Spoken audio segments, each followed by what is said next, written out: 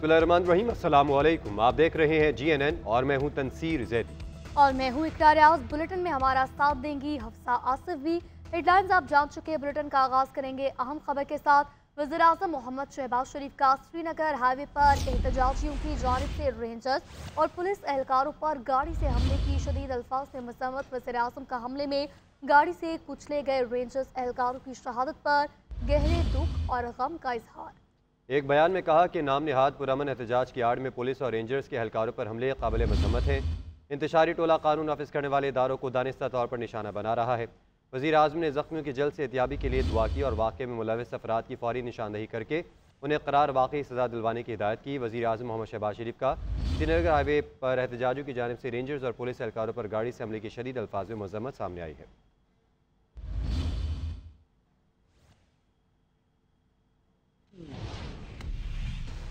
तहरीक इंसाफ का एहतजाज, हुकूमत और PTI में पसे पर्दा मुज़ाकरात। PTI वफ्द की रातगीर डियाला जेल में बानी PTI से सवा घंटा तवील मुलाकात। PTI वफ्द में बैरिस्टर गोहर, शिबली फराज और असद कैसर शामिल। वफ्द ने बानी PTI को हुकूमत के साथ बैकडोर राब्ते और बातचीत से आगाह किया। पार्टी वफ्द ने गुज़श्ता रोज़ दोपहर को भी बानी से मुलाकात की थी।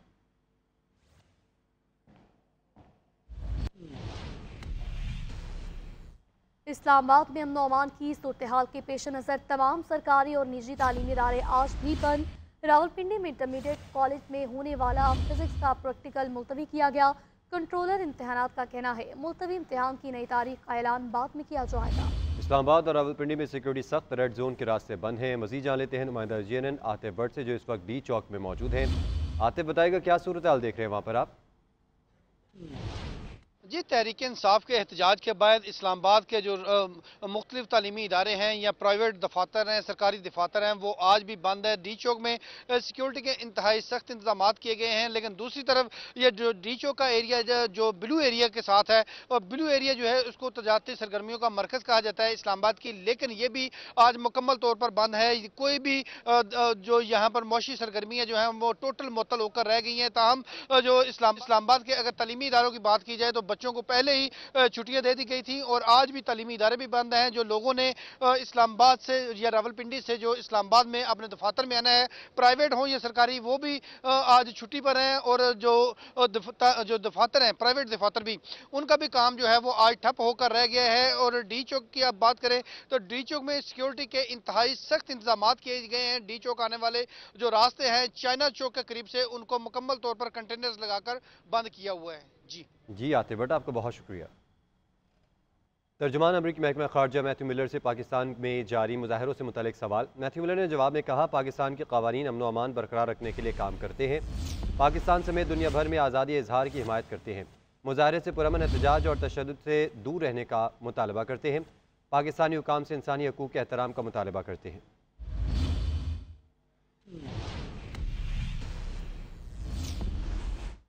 वज़ीर आला पंजाब मरीम नवाज शरीफ का 4 रेंजर्स एहलकारों को कुचल कर शहीद करने पर शदीद रंजो दुख का इजहार। अपने बयान में मरीम नवाज ने कहा, शहीद होने वाले किसी के बेटे और भाई थे, जुल्म किया गया। क्या दूसरों को मारना और जख्मी करना पुरअमन एहतजाज होता है? फसादी और शरपसंद सियासी तारीख का खूनी बाब लिख रहे हैं।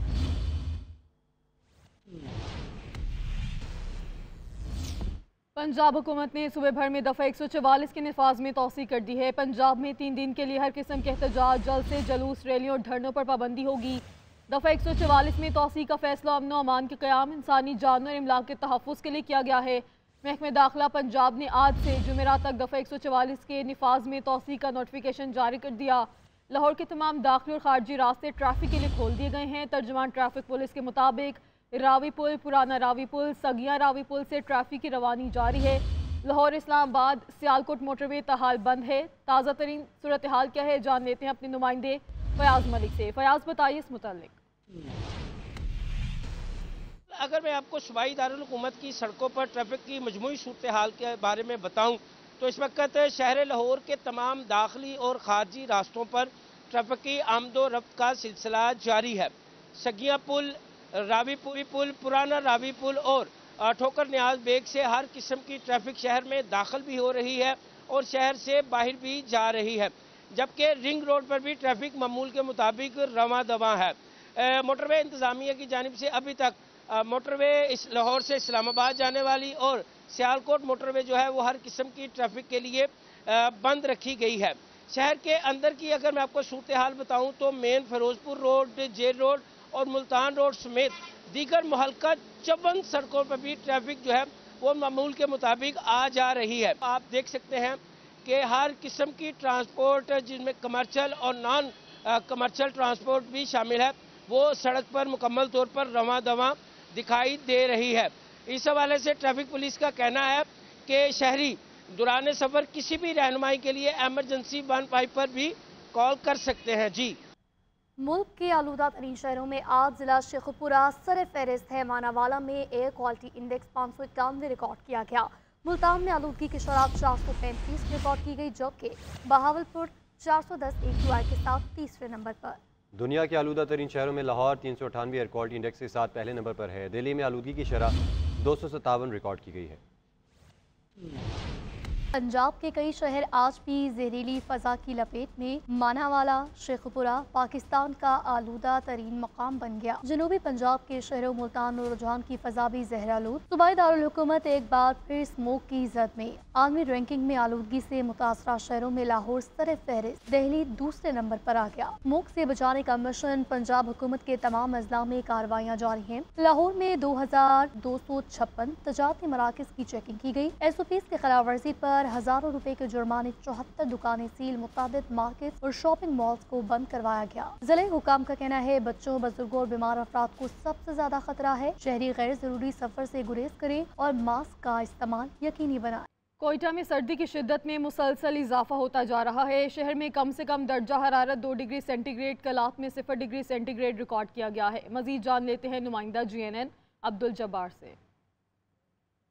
शुक्रिया। बिल्कुल, कोयटा समेत बलूचिस्तान भर में सर्दी ने जो है अपना रंग दिखाना शुरू कर दिया। खासकर अगर कोयटा शहर की बात की जाए तो सुबह के औकात और शाम के औकात में सर्दी की शिद्दत में काफ़ी इजाफा हो जाता है, जिसके बायस जो है शहरियों को शदीद परेशानी का सामना करना पड़ रहा है। जबकि महकमे मौसमियात के मुताबिक इस वक्त कोयटा में जो कम से कम दर्जा हरारत है वो 2 डिग्री सेंटीग्रेड रिकॉर्ड किया गया है। इसी तरह कलात में जो है 0 डिग्री सेंटीग्रेड रिकॉर्ड किया गया है, जबकि ज़ोब में 6 डिग्री सेंटीग्रेड रिकॉर्ड किया गया है और बारकान में जो है 8 डिग्री सेंटीग्रेड दर्जा हरारत रिकॉर्ड की गई है। ताम जो शहरी हैं उनका मुतालबा है कि कोयटा शहर में सर्दी की शिद्दत में इजाफे के साथ ही जो है गैस प्रेशर का मसला शहरियों के लिए हर साल जो है दर्द सर बन जाता है। हुकूमत की जानिब से बुलंद बांग दावे किए जाते हैं कि प्रेशर को दुरुस्त किया जाएगा, मगर इसके बावजूद सर्दियों में गैस की प्रेशर में जो है वो उसकी सूरत हाल बेहतर नहीं होती, जिसके बायस जो है शहरी शदीद परेशानी से दो चार है। ताम हुकूमत का शहरियों का मुतालबा है कि हुकूमत सर्दी से बचने के लिए गैस प्रेशर की सूरत हाल को बेहतर बनाए। सिंध हाई कोर्ट में आईनी बेंचेस के क़याम के बाद अदालतों ने आईनी दरख्वास्तों की समाअत से माजरत कर ली। जस्टिस सलाहुद्दीन पनहोर ने SBCA की दरख्वास्त पर समाअत के दौरान रिमार्क्स दिए। सूबाई या विफाक या इदारे को कार्रवाई से रोकने से मुतल्लिक दरख्वास्त आईनी बेंच सुनेगा। अदालत नैब कॉलअप नोटिस, अकाउंट्स डीफ्रीज करने और तहफ़्फ़ुज़ फराहम समेत दीगर केसेस की समाअत से मुआज़रत कर ली। तफ़सीलात जाने के नुमाइंदा GNN हबीबुल्लाह हमारे से मौजूद है। हबीब, बताइएगा।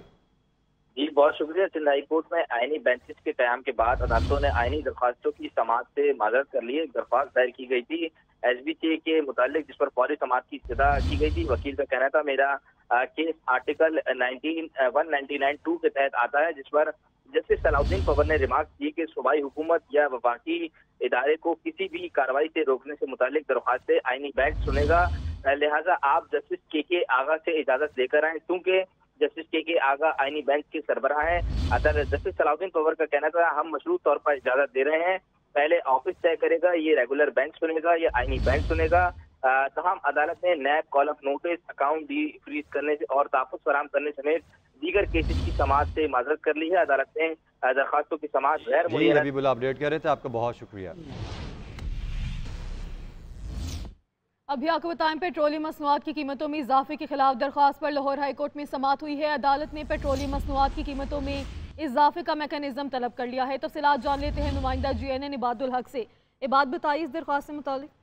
जी, लाहौर हाई कोर्ट के जस्टिस शाहिद करीम ने इस मामले पर समाअत की। दरख्वास्त जो है जुडिशल एक्टिविज्म नामी पैनल की जानिब से दायर की गई थी, जिसमें ये एतराज उठाया गया था कि आलमी मार्केट में तो पेट्रोलियम मसनूआत की कीमतें मुस्तहकम है, उनमें कोई रद्द-बदल नहीं हुआ, लेकिन मुल्क में जो है इसकी कीमत बढ़ा दी गई है। दरख्वास्त के वकील अजहर सदीक के मुताबिक जो है पहले ही मुल्क में महंगाई और पेट्रोलियम की मसरूआत में कीमतों में इजाफा करने से इसकी महंगाई में मजीद इजाफा होगा, इसलिए इस इजाफे को कलअदम करार दे दिया जाए। जी ठीक है बादल हक, आपका शुक्रिया, आपने आगाह किया। आपको बताएं सुप्रीम कोर्ट आईनी बेंच ने पनामा स्कैंडल मामले पर जमात इस्लामी की दरख्वास्त निपटा दी। जमात इस्लामी के वकील ने अदालत से दरख्वास्त की कि हमारी सदा है कि नैब हमारी दरख्वास्त पर पनामा की तहकीकात करे। इस पर मजीद बात करेंगे नुमाइंदा GNN सबीन शहबाज से। जी सबीन, बताएगा क्या रिमार्क्स दिए गए अदालत की जानिब से? देखिए, सुप्रीम कोर्ट के आईनी बेंच ने पनामा स्कैंडल मामले पर जमात इस्लामी की दरख्वास्त निपटाई है। वकील जमात इस्लामी अदालत के सामने पेश हुए, उनकी जानिब से कहा गया कि हमारा मौक़िफ़ है कि बाकी केसेस की भी तहकीकात जो है वो होनी चाहिए। डिप्टी प्रोसिक्यूटर नैब भी जो है हुकूमत की जानिब से अदालत के सामने पेश हुए, उनकी जानिब से कहा गया कि नैब के सिलसिले में कोई दरख्वास्त जो है उस हवाले से नहीं दी गई। जिससे जमाल खान मंदोखेल की जानिब से रिमार्क्स किए गए कि नैब किसी मामूलात पर भी एक्शन जो है वो ले सकता है। मुजस्सिम सरफराज की जानिब से रिमार्क्स किए गए कि नैब का इख्तियार तरामीम के बाद जो है वो कम हो गए। नैब नई तरामीम के मुताबिक ही मामले को जो है वो अब देख सकता है। जमात इस्लामी के वकील की जानिब से कहा गया कि हमारी इस्तदा है कि नैब हमारी दरख्वास्त पर पनामा की तहकीकात करे। पनामा पर मुश्तरका तहकीकाती कमेटी बनाने की जो मिसाल मौजूद है। जैसे जमीनुद्दीन खान जो आईनी बेंच के सरबराह है, उनकी जानिब से रिमार्क्स किए गए कि किस केस में क्या हुआ। अपडेट करने के लिए आपका बहुत शुक्रिया।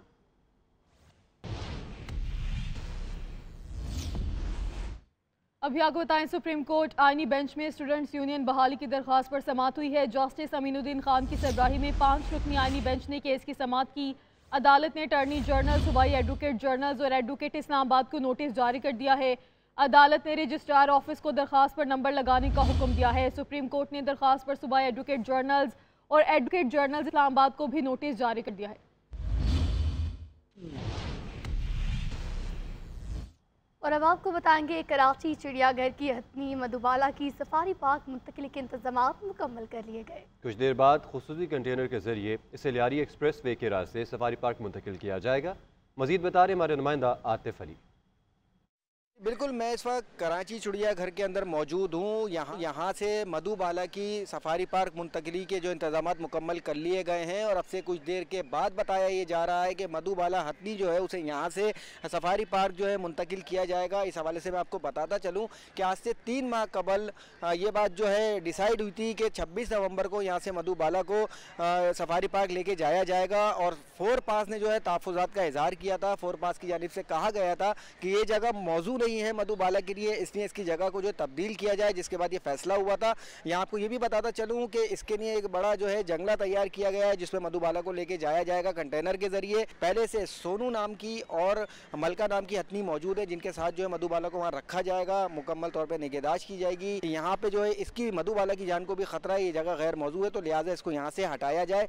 और अब से कुछ देर के बाद बताया जा रहा है कि यहाँ से हथनी को बरास्ता लियारी एक्सप्रेस वे सोराबकोट और फिर वहाँ से अब्बू आसवानी और अब्बू आसवानी से जो है सफारी पार्क मुंतकिल कर दिया जाए।